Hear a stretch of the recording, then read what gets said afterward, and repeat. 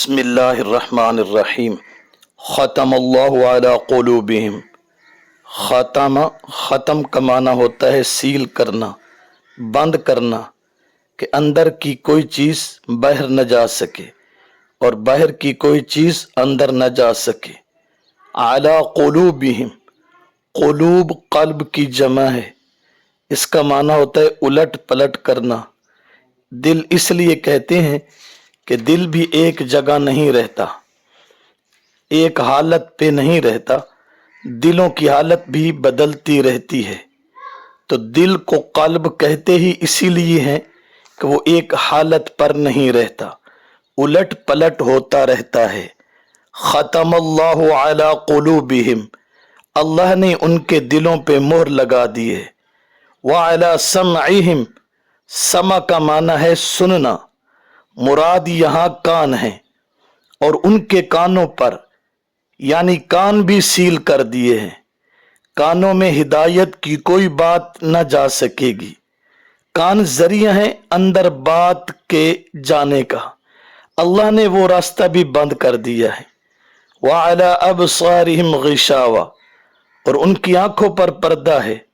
अबसार बसर की जमा है, बमाना देखना, और यहाँ मुराद आंखें हैं।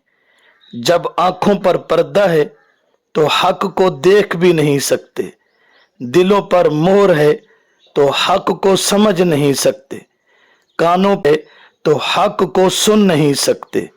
वलहुम अज़ाबुन अज़ीम, ये उनके अंजाम का जिक्र है और उनके लिए बड़ा अजाब है। अजाब से मुराद सजा है, और असल अजाब का माना शिद्दत प्यास से खाना और सोना छोड़ देना।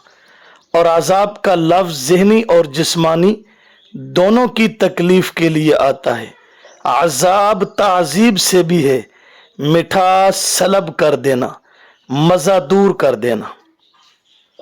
यह एक सवाल है, जब अल्लाह ने खुद असबाब हिदायत मसदूद कर दिए और हिदायत से महरूम कर दिया, तो उनका हिदायत पर ना आना और हक कबूल ना करना, इनमें उनकी कौन सी गलती है? तो जवाब ये है कि उनकी जिद हट दर्मी का ये नतीजा है कि जब इंसान हक को जानकर कबूल नहीं करता, जिद पर अड़ जाता है, तो अल्लाह दी हुई नेमतें छीन लेता है। तो जो हिदायत के रास्ते थे वो बंद कर दिए। सूरत हामीम अस-सजदा आयत नंबर 5, वो खुद कहते हैं कि हमारे दिलों पर पर्दे हैं, तो अपना काम कर, हम अपना काम करेंगे। तो यही मसला है। आजकल भी बेशुमार लोग ऐसे हैं जो हक को पहचानते हैं, तौहीद का मसला जानते हैं, मगर फिरका परस्ती में जिद की वजह से हिदायत की तरफ आने के लिए तैयार नहीं होते।